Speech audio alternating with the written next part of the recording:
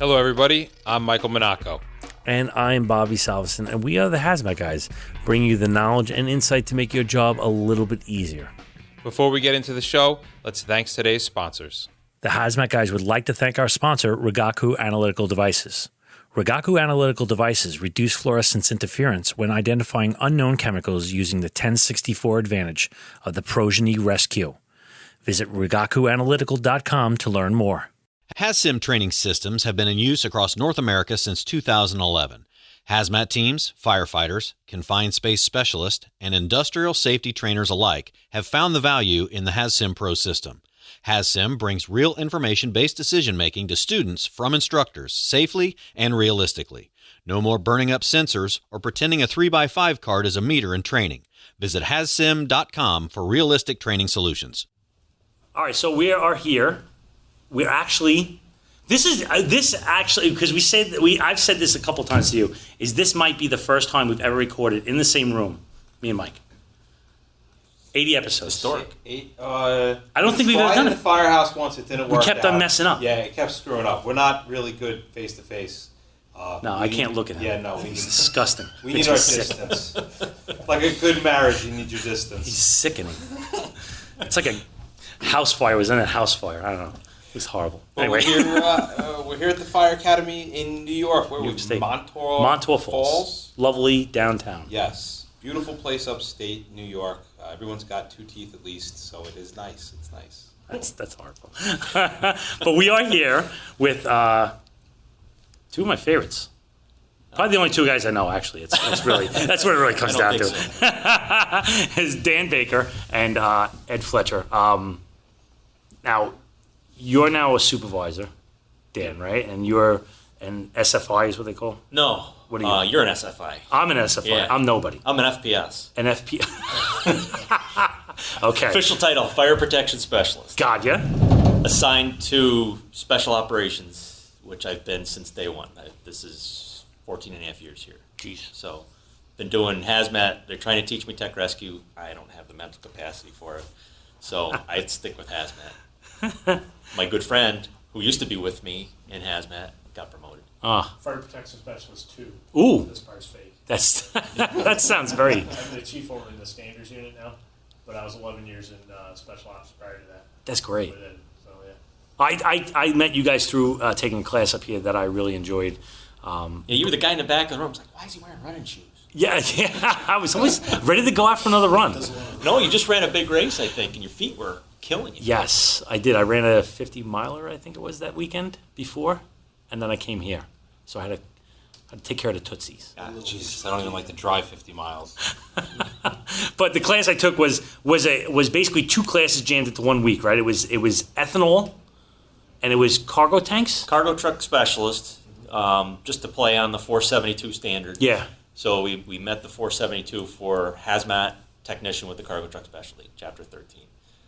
That then morphed into the second part of that week was our ethanol, emergency response to ethanol incidents, which was renamed live fire foam. So cargo truck, first 3 days, foam class, the rest of the week. I mean, I got a lot out of the class, so, I mean, I would just like to, we've done the 406, 407, 330, we've done a bunch of them. Yeah, we did. I don't know what I think there's only one we're missing.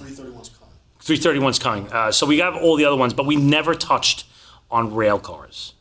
So like the general service, the 105s and all that stuff, the pressurized and the acid hose and stuff like that. We've never even touched that. So do you guys just want to kind of like give us an overview of what's out there?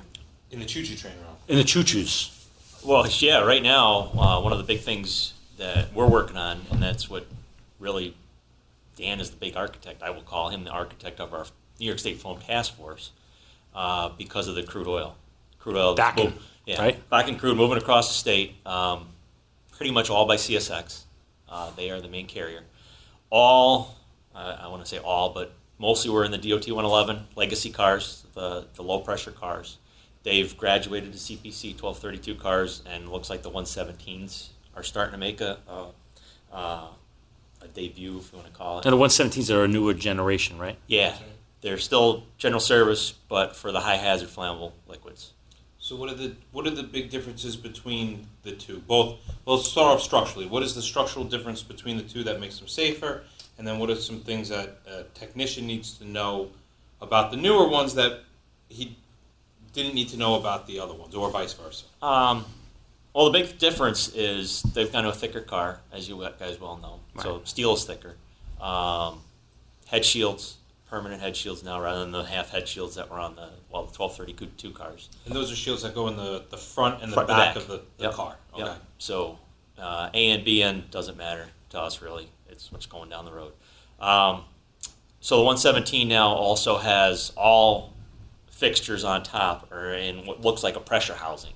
So when we're out there teaching, this is the other big thing about our job is we do a lot of teaching. We used to always teach, there's a pressure car because everything's in the pressure housing. Well, you look at a 117 car, it looks like a pressure car now because everything's in that housing. For safety's sake. Exactly, except for the manway. So that's the one way to decipher it. It's like I can look on top of the car. It's like got this big housing now with all my valving in there, and then it's still got a manway that's visible. Okay. Unlike Or a pressure car will have that. yeah, No man. Right. Whereas your 105 or 112 cars, everything's in that pressure housing. Bottom outlet on the 117s and the 1232s, more crash worthiness, if you want to call that a word. Okay. What makes it more crash worthy? Shear valves? Is it hold on better? There's a skid plate. There's a plate that goes before it, so that if it does come along, it will shear, and the plate will also take the brunt of the force. And then the handle was always a big problem in a derailment, that those handles would shear off and open up that bottom outlet. So they've made that, they've improved that, so that I believe on the 117 car that comes off. Oh, so it could be moved by the Yeah, I have to operator? go back and look at the spec, but when they're done using that at the facility, they'll pull it out, so to speak, and then it will not be engaged so that it can't inadvertently open up that bottom outlet valve. Okay. Now, all these trucks, even over the roads, because I've seen such dramatic differences in construction. If Joe Schmo Incorporated wants one with the bottom outlet, they'll say, well, you really shouldn't have it on this kind of, what you're hauling, it doesn't lend itself. And he goes, no, I want it.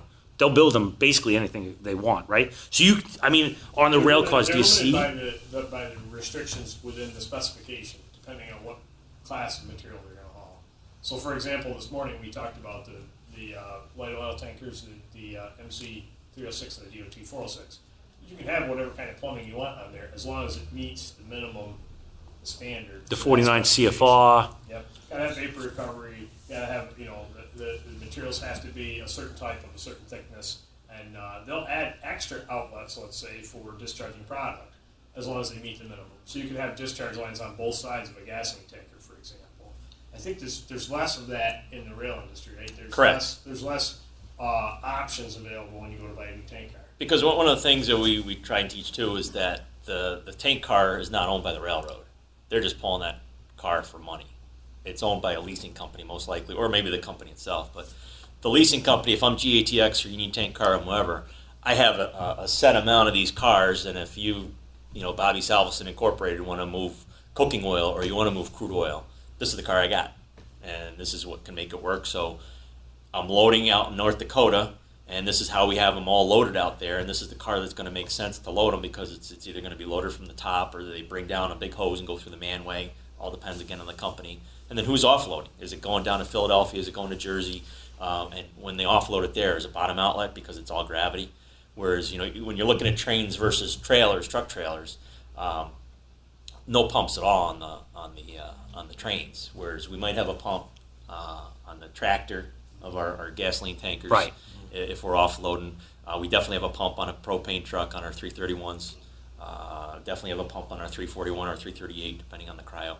So, yeah, that's the big difference we see in trucks versus trains. Interesting. So, what we actually just probably an episode or two before this one, we had an interview with this guy named Chad Hawkins. We ran across him. He was an Oregon State Fire Marshal, and he recently got promoted to the position of train liaison for Oregon State Fire Marshals. And then he had 60 rail cars overturned with back and crude spilling out on fire, foam operation. And at the end, we said, how much foam did it take? And he said, 10 gallons. 10 gallons. We're like, what? Yeah, when all is said and done, he used 10 gallons of foam. Yeah. So, I'm thinking of this dynamic 3D foam operation that's going on, and he was basically like, no, it was kind of done at that point. It burned, and they let it burn for a long time. They let it run out. It's all its steam right there. Do you see? And again, in New York City where we work, we don't see it. I think it goes to a little tip of Bronx for us, that back and crude line. Rarely, it doesn't go on that side of the Hudson much. Yeah. So it's pretty rare that it's going to end up on your side of the Hudson. how often do you think this is going to be is this a growing trend, this back and crude? I mean, because you didn't hear about back and crude 10 years ago. No. It's peaked. Is For it? now. For now, Yeah, exactly. because other things are cheaper, and there's been some changes in some of the import regulations. It's become a less profitable source of crude oil for the industry, and so we saw it, trending way up for a period of time, and now it's trending back down. The problem is that the railroads are going to replace that freight with something, and one of the things that they're replacing that freight with right now is ethanol again. So we see lots and lots, at least in the eastern part of New York State where I live, we see a lot of, we saw a whole bunch of Bakken crude oil during the boom, and now we're seeing those train loads of crude oil replaced with ethanol, fuel-grade ethanol, that's going for blending, same type of cars, same tracks, same deal, less attention because ethanol has had the good fortune not to have had major incidents, like Megatique, where that's kind of what started the ball rolling and all this.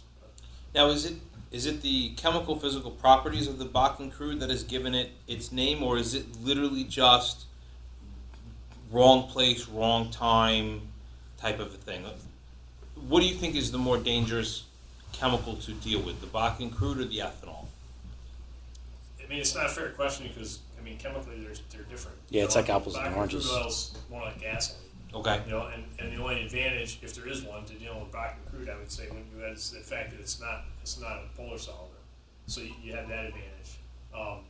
Disadvantage being it's not homogeneous. So the ethanol, at least, is a refined product that's getting ready to be a fuel additive, but it's already one thing basically. It's ethanol with natural gasoline added to it to denature it, so we know what it is. Where with Bakken crude oil, it literally came out of the ground, so there's no, they're making an effort, and there's legislation, right, that makes them take some measurements and give them, the first responders and the transportation industry, at least a half an idea of what they're dealing with.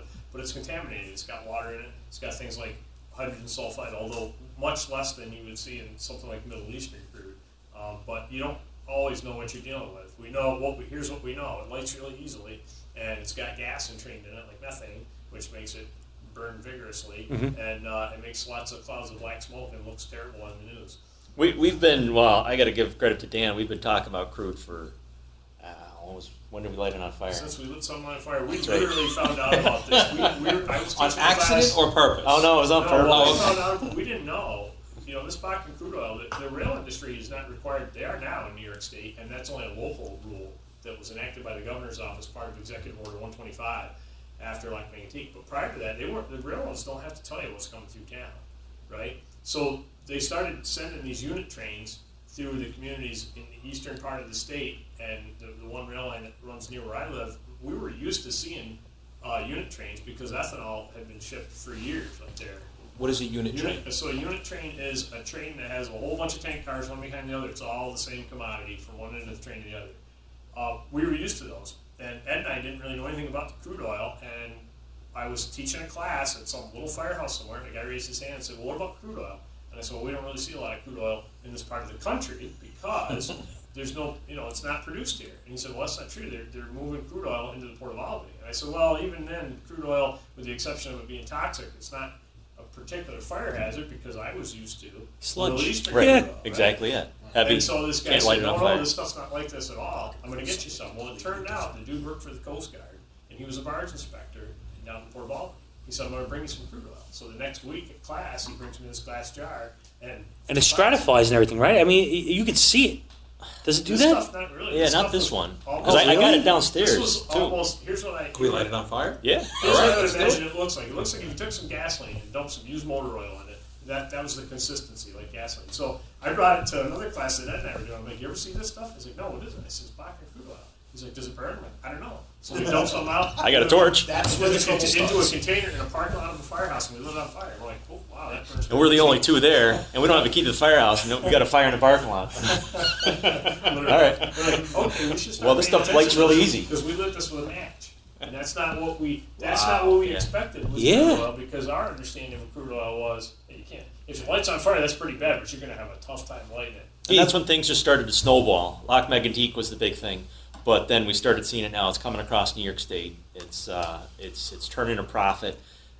It's being seen almost everywhere, and now we're worried about New York City exclusive. We're not worried about you guys anymore. It's Buffalo, it's Rochester, it's Syracuse. It's going through all these, right through the middle of these cities. So that's why it got us peaked, and that also got us the foam task force. Do you think we're formation. behind? And not just New York State, but do you think us as responders are behind the ball? Do you think that the railroads knew what they were doing? I mean, they got proactive hazmat teams. Some of their hazmat guys are pretty good. Yeah. Do you think they were prepared for what was coming down? Do you think statewide, nationally, we were prepared for Bakken crude or what's being transported in those types of rigs? I think it was a bit of a surprise that, just me personally, my opinion, I think it was a surprise to most fire departments that they didn't know the volatility, because it was crude oil, sludgy. We're never going to deal with this stuff. Now it's acting like gasoline. Can I throw foam at it? Well, yeah, but then as we're learning too with a lot of incidents, I can't just throw the foam on it, because what about those exposure cars? That metal's going to stay hot for a long time, and the foam's not going to do anything. I got to cool the exposure cars. When we were tasked with this, Dan and I stood at a blackboard and came up with They asked us a scenario. literally just out of the blue. The branch chief said, "How much foam do you think it would take to deal with one of these scenarios?" So we stood at the whiteboard at Special Operations with a wild guess that later became part now of our guidance. Yeah. the official guidance that came out from New York State. And we just stood at the whiteboard with a calculator and tried to throw some numbers at it. And we took those calculations and we said, well, because Ed and I, you guys know, we don't like nonsense. We like to prove stuff. And if we come up with an idea, we want to make sure that somebody else did it, and so that we're not talking just something we read out of a book. So we took that information and we sent it out there. We sent it to Pueblo and our contacts at the railroad, and we talked to as many people we could about it. So what do you think about this? To come up with some answers. Send it to National Phone. Any of those contacts Ansel we and can find to say, what do you think of this? Is this realistic? Because the truth of the matter was, two things were true at that time. One, nobody done one of these, so you couldn't say I'm the expert on that Bakken crude oil incident, because there wasn't any. And the other part was, what we found in New York State was that it wasn't just about crude oil. That we were, as a fire service, would you say, Ed, it was fair to say we were unprepared for flame liquids in general? Absolutely. So the foam task force was meant to serve two purposes. Suddenly the governor's office said, you got to do something about crude oil. We said, all right, but let's make this sustainable, because we know that crude oils are one of those things that's out there. But what are you most likely to have to handle in your community? It ain't crude oil. It's a highway emergency. Right. So the foam task force, the modular approach that we took with the foam task force with those trailers, and knowing that one trailer is not much of an asset for a crude oil incident, but knowing that one foam trailer is a heck of an asset at a gasoline rollover, plenty enough. And then maybe if we cobbled a bunch of those assets together, now we've got something that could work with a crude oil incident. So that was the birth of the foam task force, and that's how we came up with it. So you basically just played the statistics, the numbers on it. Yep. Yeah, and then like Dan said, it came to real life, and what were we finding with the North Dakota, South Dakota derailments, the Lynchburg derailment? Alabama, I think, had one too in a fire. Yeah. And what did we learn? Well, we said our wild ass, I don't want to call it a wild ass guess, but it kind of was, It really was, yeah. is that more than 3 cars on fire, you're letting this thing burn. And that's what we've learned, is that the West Virginia one especially, that's the one we went down to CSX school, they played up a lot because they had heat-induced tears, which, everybody's, for the longest time, and we were correct, it's like, don't call it a blevy. It's like, for lack of a better term, we were calling it blevies because that's what everybody thought. It's like, no, heat-induced tear is a whole different animal. Right. That's a non-pressurized release. Correct. And we found this stuff out. Like one of the things that Ed's good at, he taught me, was when something happens in a community someplace else, pick up the phone. So when the Castleton incident happened out in North Dakota, we called the emergency manager. she was there. Out there, emergency management was taken care of by the county sheriff's department, and we called the lady who was in charge of emergency management that day and said, "What happened when those heat?" Because we wanted to know. Because one of the things they test was how far away should you be from a crude oil train? I don't know. Never been there. Called her up. So what happened? How far away were you? And so that's the numbers that are in our guidance document that were published on behalf of the office for all of New York State. Those numbers we came up with first with a guess, and then we started calling people. How far away were you? Oh, about 1,500 feet. Was that far enough away? Well, we lived. It was Okay, make it 18. Well, we wanted to know things like, were there any projectiles that came off the car? What happened when the car failed? What was the heat like? Right? And so we didn't want to just come up with a number and not back it up with some kind of facts, so we just started calling people. That had gone way back to, what was the ethanol incident it was in our original program. We talked to the fire chief. Cherry Valley? Something like that. I mean, we've done this for years. We don't want to offer training to first responders that can't be substantiated in fact. I love those guys because I stayed on Holland Express last night. I saw this in a movie, and they'll tell you, and you're like, wait, that can't be true. But sometimes what happens as a hazmat instructor is you're forced into that position because people don't, nobody does this a lot. Right. Even in the position that you folks find yourselves, where you're in, one of the largest cities in the world, there still are things you don't do a lot. No.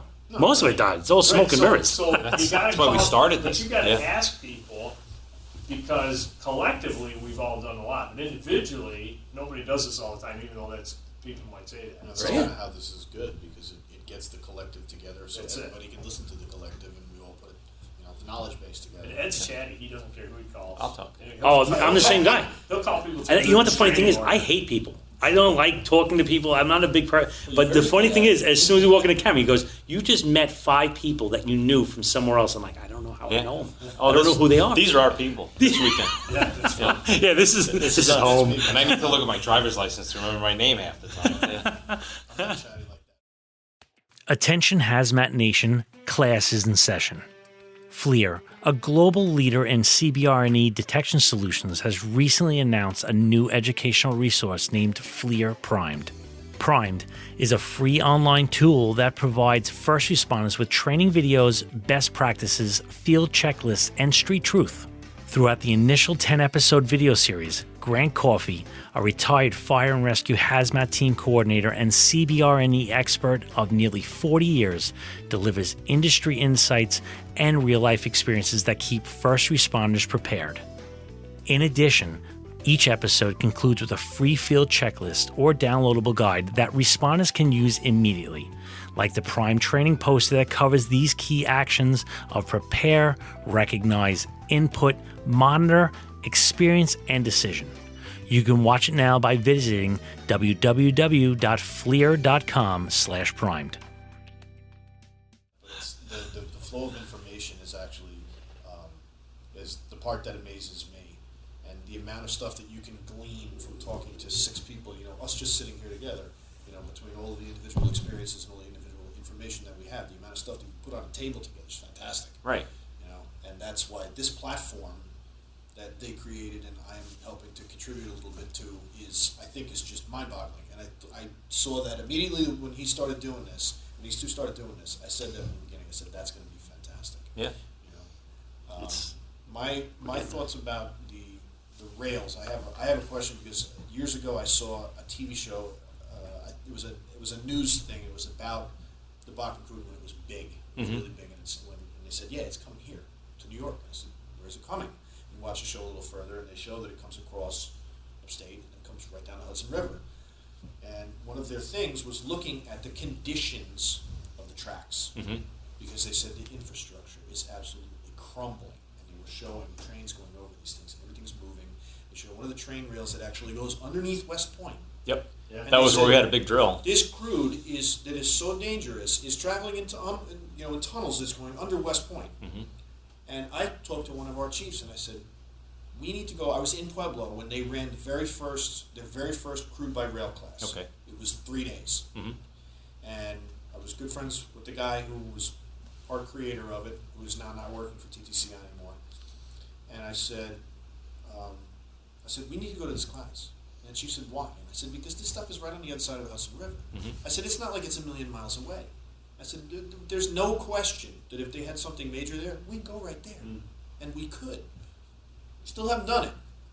But when you look at the possibilities, if one of these bridge overpasses fails, and they're right near Bear Mountain where I am, Right. they go over the water. Right. They go over the river. One of these things fails, drops one of these cars into the river, or they have an incident there where it goes on fire in the river, you can't even get to it. It's just like the Lynchburg. Let alone do anything Right. with Yeah. it. You know, and my question was, does the Coast Guard have plans for this? Does the military who's right there have plans for this? Because I don't know anybody that does. I know And the Orange state County Hazmat DEC does. also. That was And one of the that's big things. Yeah, Does that the DEC know what's going? You know, Yes. obviously they know what's going on, but do they have a plan to deal with They do. something of And that that was nature? another the GRP. the big thing that we General were involved response with, geographic response planning. So what the New York State Department of Environmental Conservation did, as part of the executive order that came down from the governor's office, the executive order named specific state agencies that were tasked with coming up with a plan to deal with crude incidents. One of the things, the foam task force was a part of that, and we had a big part in that. DEC helped us with that.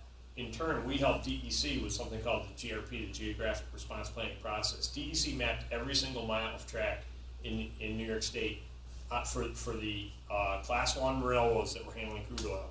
And then for every single mile of track, we went to every single county that those tracks went through and met with emergency managers, fire chiefs, police chiefs, EMS folks, and we came up with these plans that are designed to get you through basically the decision-making phase of an incident. The first little, making the first major decisions about, fight or flight, where are your assets, where are your critical things that are at risk on the environmental side, because that was DEC's deal, but also on the firefighting side, because as our chief Jim Cable's fond of saying, a spill is a fire and a fire is a spill.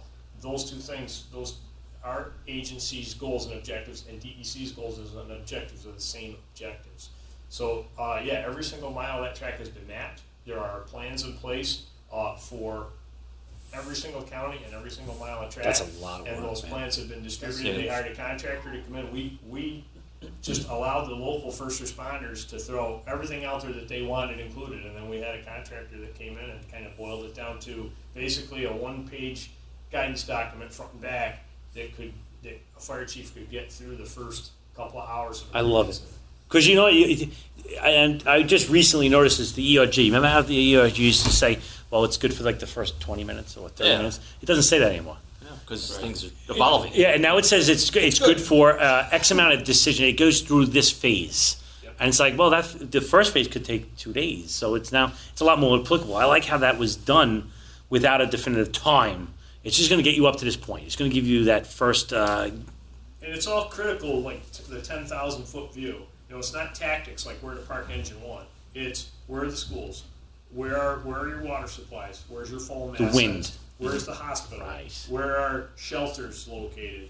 Is it if it's an area that's not accessible, maybe it's an automatic. Maybe those miles of track are let it burn because there's nothing around it. There's lots of upstate. I know you guys aren't really familiar with that well, but there's lots of I places am more so than that. where the railroad tracks don't go past anything except fields and trees, and so for those areas it's not a big concern. But if it goes through the city of Amsterdam, let's say, maybe that's Under West Point. under West Point, another great example. And so that planning effort and the foam task force effort, Ed and I have been heavily involved in that for a number of years. And regardless of the nice part about the foam task force and the planning project is that crude oil is going to come and go, and we all know that the next big thing will be whatever it is. But the plans are in place, and the plans are applicable not only to things like crude oil, but to other materials like ethanol that might create similar problems. Yeah, our first big incident for the task force that we flowed some decent amount of foam was an ethanol train derailment out in Chautauqua County. And it was not even a train, it was just 2 cars derailed, middle of the night, and a propane car too. But the first guy on scene, he was one of our Western New York guys. We're in the Western Division here, and they put the foam down just because, number one, it was there. It couldn't have been a better derailment. Road was here, hydrant was here, foam trailer parked there. Firehouse. Perfect. Yeah, fire. Oh, my God. It derailed about 300 yards from the firehouse in this town. Wow. Didn't get much better than that. Yeah. That's awesome. But it was proof of concept, and it was proof that our our system of this network of foam trailers that we put across New York State, that concept could work. Yeah. It worked because the county that it happened in, Chautauqua, they took possession of one of our trailers, which was great, like I think 2 weeks before, and just had the training done. And it was a crappy night in Buffalo, City of Buffalo, who also has a trailer. They were going to come down, but they couldn't get across a bridge because it was iced over. So, okay, next one, City of Olean. They brought their trailer up, we brought a tender trailer up, and the whole process worked like it was as according to the plan. I love their mushrooms, Chautauqua. Oh, they're the best. Fantastic. In soups, Oh, you really A little different. Oh, sorry. So let me ask, you've got a first due company coming in to say a Bakken crude or an ethanol or any of these highly flammable 117 type rigs. What should be going through their mind, both as they're approaching the scene, in the rig, responding, and once they actually step off the rig? What should be the thoughts and the check off lists that are punching through their heads? I think the first thing is, number one, is it on fire? And if there's a huge amount of fire, first thing is, okay, we're evacuating. We're not fighting this thing. Okay. There's just no way we can put this fire out. And that's a pretty strong rule across the board, right? Like, we're not looking to put these out right away. Right. Like Dan's saying, there could be, if it's in the middle of a city, what's our exposure now? And we may not even be trying. We may, it's almost like the way that an airport firefighter looks at something. We might use our foam and our water to create a rescue path, or to hold the fire off to allow evacuations to occur if it's in a populated place. We're not concerned about extinguishment. We're concerned about using those assets for rescue. Okay. So two kind of different objectives there. Protection of exposures. Yep. So water's not off the table. It's just going to be done in a way that is not conventional to a firefighter. Correct. Okay. And especially something on the rail lines, access might be almost impossible. Where am I going to get water from? That's one of the big things. We went back and forth. We were throwing any kind of idea we could think of. One of our ideas was, how about a water train that's parked? We got one parked in Syracuse, one parked in Rochester, and wherever the derailment is, okay, the water train comes from the opposite direction. Just trying to think out of the box, because how are we going to get water to this? Because we can get you all the foam you need. That's been proven. The biggest problem, and something that the initial companies, the initial chief getting in there, is like, if I'm going to do anything, where am I going to get water from? And even for municipal departments, that we have many out here in upstate that are used to dealing with, a municipal water system. Oftentimes it's the case, and this is true for highway and for rail, these things are happening outside of the hydranted portion of their protection area. So then what do you do? We very recently we were doing some foam training one day outside of Albany, and they had a gasoline tanker catch on fire on one of the interstates out around Albany, and it was just outside of the hydranted area. Luckily, the box assignment was for an engine and a truck and the rescue. They sent an extra engine, and there was enough water on the two to put the fire out. But the lesson learned was, what would have happened if we needed more, and where were we going to get it? And this was what we had been preaching, Ed and I and the rest of the folks on the task force, for a long time. Water supply is a big deal. And a lot of the municipal guys brush us off and say, oh, we got that. You haven't got that if you haven't got a hydrant. Right. So that was a very interesting kind of thing, and that kind of propelled this notion forward that foam's great. We got foam covered more or less in New York State. Where's the water coming from? Yeah, we don't really think about that a lot either, because everything's got a hydrant. Right, it's 97% water.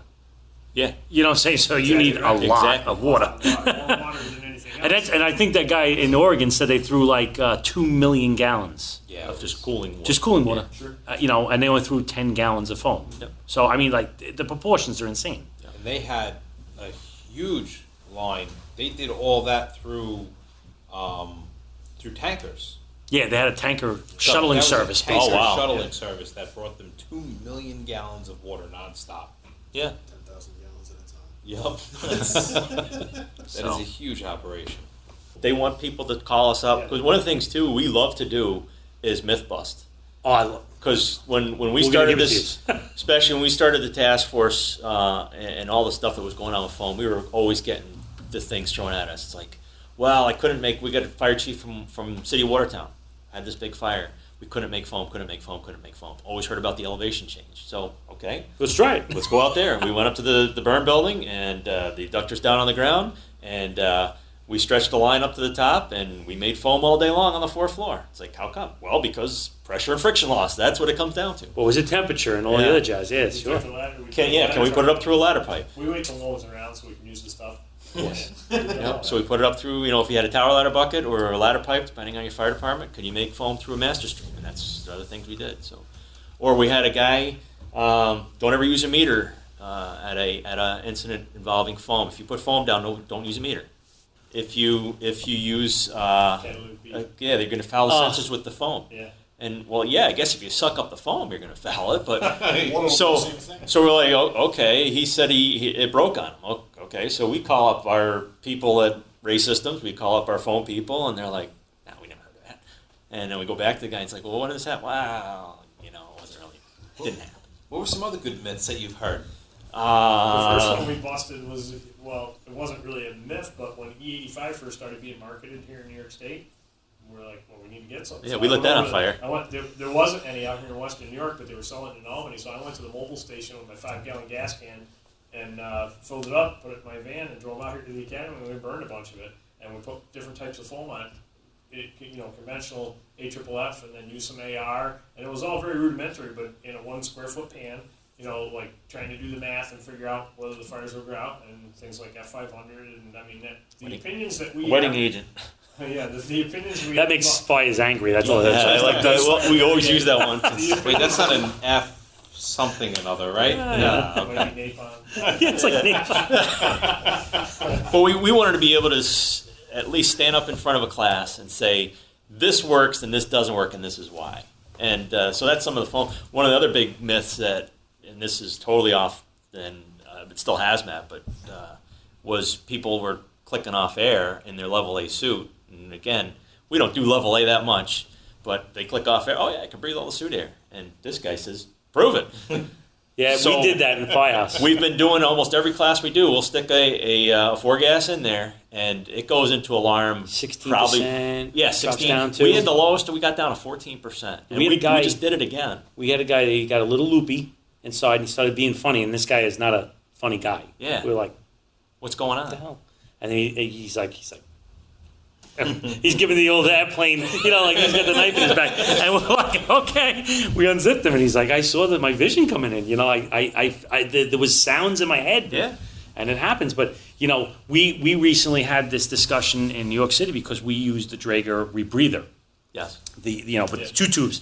And so when you're not under duress, that actually purges pure oxygen out to keep the thing. So guys got the inner idea, if you ever do a level A job with the rebreather, Well, you've got an atmosphere. I have a hyper-oxygenated atmosphere. I can take this off and live like a king in there. And we're like, no. We're not doing that in the first. If we're at that point, we have other considerations to do. Yeah. They're like, I can get 4 hours of work time. I don't know anybody can do a full cylinder. And come out and be like, hey, hit me, I don't know, let's do it again. Great. So we want to take ours to the next step and look at the carbon dioxide, because that's the other part that we can't measure easily, but we want to take a look at how quickly you end up in an ideal H for carbon dioxide because of your exhale breath. Yeah. We know it's nonsense, and we know you're going to tip over. It's if gonna you change do it. that, but we want Body to know pH. We have meters for carbon dioxide, so we can do that our next tour and get back to you as far as how We'll do it for you. Yeah. We'll videotape the whole thing. That'd be awesome. That'd be really cool. Yeah. All right. So, how do our peoples find your peoples? We have a pretty decent website. Is it just dhses.ny.gov? Yeah. Yeah. So they can go to we're part of the Division of Homeland Security here in New York State Emergency Services. We are the Office of Fire Prevention and Control. So if they put in dhses.ny.gov, that'll get them to the website. As far as contacting myself or Dan, might be easiest just to give you guys our email, and you can put it up on either the site, or I can give it to you right now. Read it out. Mine is easy. It's Edward, edward.fletcher @dhses.ny.gov. And I'm Daniel, DANIEL Baker, BAKER, @dhses.ny.gov. Easiest way. That way it goes right to our phones. We love to answer questions. Myths always want to bust, especially foam stuff. But anything that ever comes along, we know if we can't prove it, we may know somebody. That's it. We know a guy. We're not allowed to test this. Yeah. Theoretically, we Yeah. can find someone. Like we can't stand up in front of a class and say, yeah, the best stuff out there is universal gold. No, we can't say that. You're wrong, but it's the one that always worked best for us. So we're at the State Fire Academy, which I'm stationed at. We've got lots of different classes for hazmat. So anybody ever interested in coming up here about cargo truck trains, we just got a Fire Act grant that we're going to make our rail car burn. So that is designed around crude by rail, but we're going to call it high hazard flammable trains. And we'll have a 5-car derailment, not as big as Pueblo, but it'll at least be pretty impressive to come up here and I love it. learn about trains and learn about the tactics and strategies that go along with putting out a fire. Very cool. Fantastic. We're going to have to scratch the surface on the foam a little more next time. We'll scratch that itch when it gets around. I got to say, because I definitely we started to write a foam episode, and I quickly went to 5 episodes with it, and I said, all right, I got to put this aside for a little bit. Yeah. So Foam, maybe- we could, especially him, he could talk about foam all day long. Yeah, I think we might have to chat again. Yeah, absolutely. Anytime. Thank you, guys. Thank you.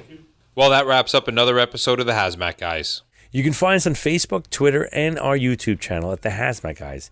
And take a moment to call our comment hotline at 843-628-1484.